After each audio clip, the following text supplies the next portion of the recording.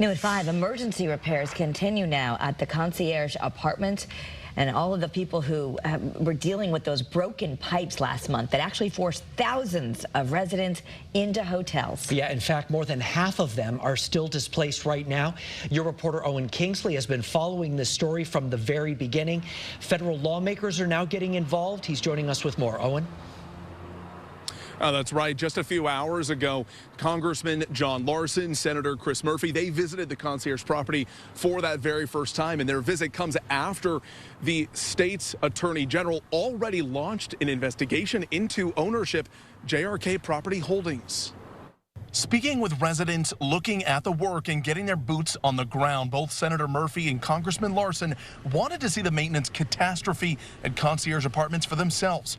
Congressman Larson has already requested a federal investigation from the U.S. Secretary of Housing and Urban Development into concierge's California owners. Several issues with hot water, heat, and the sprinkler systems have condemned all 5 buildings, while 3 of them remain uninhabitable.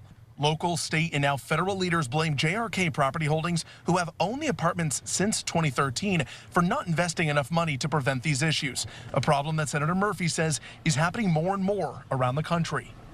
Today, increasingly, our apartment complexes here in Connecticut are owned by faraway, mercenary, profit-obsessed investment companies that, as a strategy, are underinvesting in their properties so that they can make disgusting amounts of profit.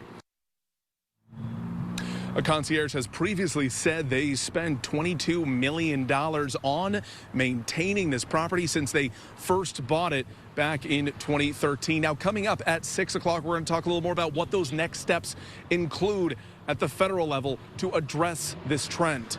Your reporter live in Rocky Hill, I'm Owen Kingsley, Channel 3 Eyewitness News. Owen, thank you. Also right now,